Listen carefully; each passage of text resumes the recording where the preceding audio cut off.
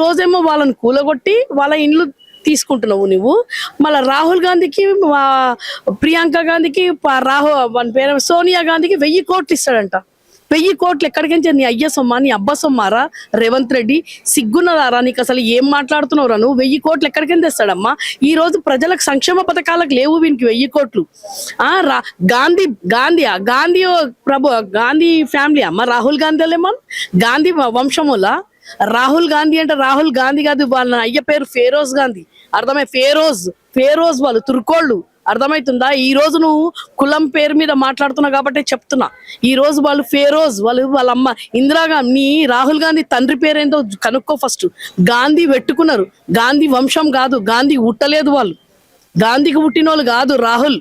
అర్థమైందా? గాంధీకి పుట్టి గాంధీ బిడ్డ కాదు మా అమ్మ ఇందిరా గాంధీ అని పెట్టుకున్నది చూడు. ఆమె భర్త పేరు ఏందో కనుక్కో, చరిత్ర తెలుసుకొని మాట్లాడాలి. గాంధీ ఫ్యామిలీకి ఎట్లిస్తావు? గాంధీ వాళ్ళ మన్వాడే చెప్పిండు ఈ రోజు మొన్న మన్మడు, ఇవి కూలగొట్టకండి, మా తండ్రి పేరు మీద కూలగొట్టి గాంధీది విగ్రహం పెడతా అంటున్నాడు. అక్కడ వాళ్ళను 500 ఇండ్లు వాళ్ళు కష్టపడి వాళ్ళ పిల్లలు చిన్న పిల్లలు చెప్తున్నారు. గాంధీ కళలు వచ్చి చెప్పిండా మీకు? ఈ రోజు బాపు కేసీఆర్ అంబేద్కర్ విగ్రహం పెట్టిండమ్మా. ఒక్క ఇల్లు కాదు కదా, అక్కడ ఉపాధి కొన్ని వేల మందికి ఉపాధి ఇచ్చి అంబేద్కర్ బాపు అంటారు కదా, భీమ్రావ్ అంబేద్కర్ది, బాబాసాహెబ్ అంబేద్కర్ది ప్రపంచంలోనే అది అంత పెద్ద విగ్రహం పెట్టిండు. ఎవరినన్నా డిస్టర్బ్ చేసిండా? పేద ప్రజల మీద ఎందుకు పడుతుండమ్మా వీడు రాక్షసుడు? గాంధీ విగ్రహం పెట్టడానికేమో 5 కోట్లు వస్తాయి. గాంధీ ఫ్యామిలీకి వాళ్ళ రాహుల్ గాంధీ వాళ్ళకేమో 1000 కోట్లు ఇస్తాడు. కానీ సంక్షేమ పథకాలు లేవు నాకు దగ్గర. రైతు బంధు లేదు. ఇప్పటి వరకు రైతు బంధు ఇచ్చిండమ్మా. 17 తారీఖు ఇస్తా అన్నాడు. మన మున్సిపల్ దాంట్లో ఎలక్షన్స్ కాగానే ఇస్తా అని చెప్పిండు. ఎక్కడ పోయింది? రైతు బంధు లేదు, రైతు బీమా లేదు, మహిళలకు కళ్యాణ లక్ష్మిలో 2500 ఇవన్నీ సంక్షేమ పథకాలకు లేవు. రాహుల్ గాంధీ మన సోనియా గాంధీకి ప్రియాంక గాంధీకి 1000 కోట్లు ఇవ్వడానికి ఈయనకు డబ్బు ఎక్కడికించి వస్తున్నారో? తెలంగాణ నీ అబ్బ సొమ్మ, నీ అయ్య సొమ్మ, నీ అమ్మ నీ పెళ్ళానికి నా రత్తగారు పెట్టిన సొమ్మ వీడికించి దోసుకపో. మా తెలంగాణ బిడ్డలది రక్తము అమ్ముకొని నువ్వు ఇక్కడ నుంచి ఇస్తావా?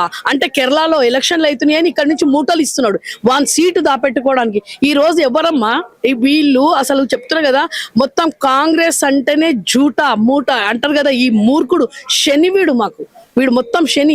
ఎక్కడ ప్రతి అణువున తెలంగాణను బాపు నంబర్ 1 చేస్తే వీడు 0 చేయడానికే వచ్చిండు ఈ పొట్టుడు. ఇప్పటివరకు అయితే మొన్న రీసెంట్ జరిగింది అయితే నాగర్ కర్నూలులో 2 నెలల పాపనైతే చనిపోవడం అయితే జరిగింది. అది కూడా ఒక కుమ్మెర జాతరలో. అక్కడ మరి ఈ కుమ్మెరలో అంటే కులస్థ వ్యవస్థ అనేది ఇంకా నడుస్తుంది అక్కడ. అంటే మరి ఇంతవరకు ప్రభుత్వం ఏమి సమాధానం ఇవ్వకపోవడం, అక్కడికి వెళ్ళడం కానీ అక్కడ ఉన్న వాళ్ళ ప్రజలను కానీ ఎక్కడ పట్టించుకోవడం లేదని కూడా వాళ్ళు మీడియా ముందు చాలా మంది వాపోతున్నారు. అసలుకి అక్కడ ఏం జరిగింది, అసలుకి ఎలా జరుగుతుంది, ఇంకా ఏం చెప్తాబోతున్నారు దాని గురించి? అసలు ప్రభుత్వం ఉందా అమ్మా? రేవంత్ రెడ్డి వచ్చినప్పటి నుంచి ప్రభుత్వం అనేది లేదు. గుండు సున్నా ప్రభుత్వం అనేది లేకుండా అంటారు కదా, రాజ్యాంగాన్ని బొందబెట్టేసిండు. ఇక్కడ ఏమీ లేదు. పోలీస్ వ్యవస్థ లేదు. మెయిన్ ఫస్ట్ పోలీస్ వ్యవస్థ లేదు, న్యాయం అనేది లేదు. న్యాయం పోలీస్ వ్యవస్థ ఉంటేనేమో చదువు అయితే మొత్తమే బొందబెట్టేసిండు రేవంత్ రెడ్డి. విద్యాశాఖ మంత్రి లేడు, హోమ్ మినిస్టర్ లేదు. అక్కడ ఏమైందంటే వాళ్ళు దర్శనానికి పోయినారు. అక్కడ అంటే స్థానికులకు ఆ 100 రూపాయల టికెట్ కూడా తీసుకోవద్దు.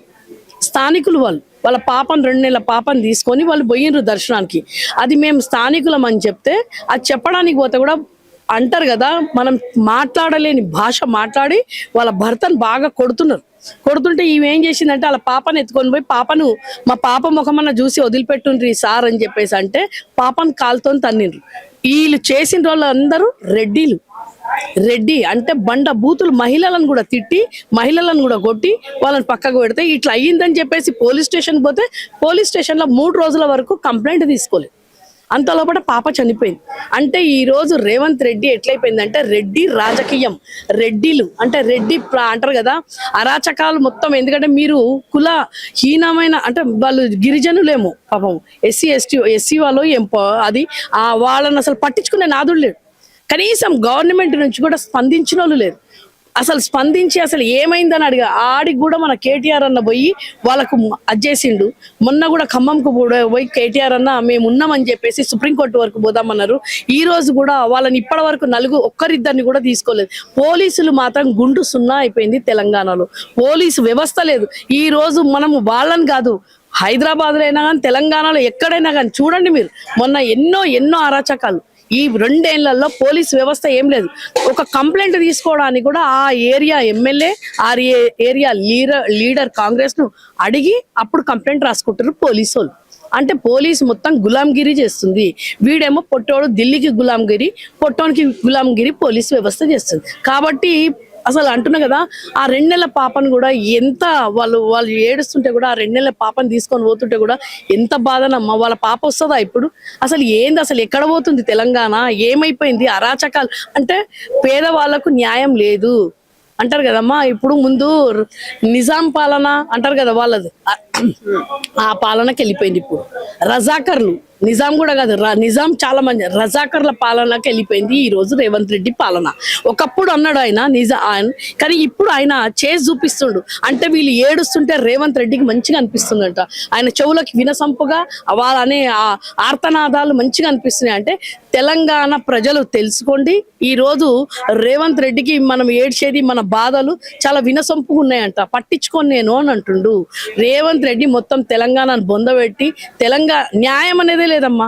కానీ ప్రజలు మాత్రం తప్పకుండా తిరగబట్టి రేవంత్ రెడ్డిని మాత్రం ఏడబెట్టాలో ఆడ బొంద పెడతారమ్మా. అప్పటి వరకు వదిలిపెట్టారు. అయితే మీ ప్రభుత్వ హయాంలో కూడా కొన్ని అయితే భూములు గుంజుకొని కూడా ప్రజలను కూడా అలానే రోడ్డు మీద తీసుకొచ్చారని కూడా మరి వాళ్ళు అంటున్నారు. మరి దాని గురించి మా ప్రభుత్వం చేసినట్టు నువ్వు చేస్తావా? మా ప్రభుత్వం ఎక్కడా, నువ్వెక్కడా? నీకేమైనా సిగ్గుందారానైనా? మా ప్రభుత్వం గురించి మాట్లాడే అర్హత లేదు. మా ప్రభుత్వం ఎక్కడుండే, నీ ప్రభుత్వం ఎట్లున్నది? నీది సెంటు భూమి కోసం మనుషులను చంపేస్తున్నాను, 1 ఇంచ్ భూమి కోసం. ఎక్కడైతే నువ్వు బ్రోకర్వి, స్కూటర్ వేసుకొని బ్రోకర్ వీడు ఎక్కడెక్కడ ఖాళీ ప్లేస్లు ఉంటాయో అక్కడ పోతాడు. ఇది 60 ఎకరాలు లగచర్య. మా ప్రభుత్వం గురించి మాట్లాడే దమ్మున్నాద్రానైనా నీకు? మా ప్రభుత్వం గురించి పోల్చుకునే అదున్నదా నీకు? తెలంగాణలో 10 సంవత్సరాల సురక్షితమైన పాలన ఎట్లా ఉండే, ఈ 2 ఏళ్లలో ఎంతగానో అరాచకాలు అవుతున్నాయో. ఆ ఖమ్మంకు చెప్పుతోను కొడతామంటున్నారు, ఇంకా బండ బూతులు మాట్లాడుతున్నారు రేవంత్ రెడ్డి. సిగ్గు శరం లేకుండా, లజ్జ లేకుండా, నాకు వాళ్ళు మాట్లాడేది, వాళ్ళ ఏడుపులు, వాళ్ళ ఆర్తనాదాలు మంచిగా ఉన్నాయని అంటున్నాయి. అంటే నువ్వు ఎంత సైకోగా నువ్వు తెలంగాణ ప్రజలకు అర్థమైపోయింది. నేను ఎప్పుడు ఈ 28 లోపటనే నేను బొంద పెడతారు. నేను ఖచ్చితంగా బొంద పెట్టిందాకా వదిలిపెట్టారు. నీ మంత్రులను, ఒక్కరు కూడా బయటికి రాలేదమ్మా. ఇదే పొంగిలేటి, నీకు ఏమైనా సిగ్గుందారా నాయనా? నీకు సిగ్గు శరం ఏమైనా ఉండి, 3 ఉన్నారు, బట్టి విక్రమార్క ఇంకొకడు ఉన్నాడు, ఆడ 3 మంత్రులను పెట్టుకొని అంతగానం అరాచకాలు చేస్తుంటే వాళ్ళకు వేరే దగ్గర ప్లేస్ చూపించాలి కదమ్మా. ప్లేసు వేరే దగ్గర ఇండ్లు కట్టించి అందులో పోయి దింపిన తర్వాత తీసుకునేది ఉండే. కనీసం వాళ్ళకు ఒక ఇంటిమేషన్ కూడా లేదు, ఒక నోటీస్ లేదు, ఏమీ లేదు. ఇప్పుడేమో ఇక్కడ గాంధీ విగ్రహం దగ్గర వాళ్ళ దగ్గరకు వండ్రి, వాళ్ళ పిల్లలు, చిన్న పిల్లలు గాంధీ కళలాగా అనిపించిండా? గాంధీ ఇట్లాంటిది కావాలన్నా మమ్మల్ని అందరినీ బొందబెట్టి గాంధీ విగ్రహం పెడతావా అని అడుగుతుంది. గాంధీ విగ్రహం ఎందుకురా నైనా నీకు? గాంధీ ఫ్యామిలీకి 1000 కోట్లు ఇస్తాడు, గాంధీ విగ్రహం పెట్టడానికి 5000 కోట్లు వస్తాయి. సంక్షేమ పథకాలకి మాత్రం ఏమీ లేవు రేవంత్ రెడ్డి. నన్ను అడిగితే నన్ను కోసుకొని తింటావరా అంటున్నావు. అంటే మళ్ళీ నేను కోసి నేను బొంద పెట్టిన తర్వాత గాంధీ విగ్రహం పెడతావా? నేను కోసుకొని బొంద పెట్టిన తర్వాత 1000 కోట్లు ఇస్తావా? పైసలేమో ప్రజలకు లేవు, సంక్షేమ పథకాలకు ఏ స్కీమ్కు లేవు. నన్ను కోసుకుంటారు, నన్ను అప్పులు ఇస్తారు. మళ్ళీ ఇవన్నిటికీ ఎట్లా వస్తున్నాయి అప్పులు? ఇవన్నిటికి 5000 కోట్లు ఎట్లా ఖర్చు పెడతా అంటున్నావు? 1000 కోట్లు ఎట్లా తీస్తా అంటున్నావు? అంటే చాలా లేచి భూములు అమ్ముకొని, గవర్నమెంట్ భూములన్నీ అమ్ముకొని సంపాదించుకొని వీడు వాళ్ళకి పంపించి, ఎక్కడ ఎలక్షన్ ఉందంటే అక్కడ వీడు దొత్తుగా పనిచేస్తున్నాడు రేవంత్ రెడ్డి. ఇప్పుడు కేరళలో ఎలక్షన్లు ఉన్నాయి కాబట్టి మళ్ళీ వీడు, అంటే ఇంతకుముందు 2-3 ఎలక్షన్లలో వీడే ఇచ్చిండు మన గవర్నమెంట్ నుంచి.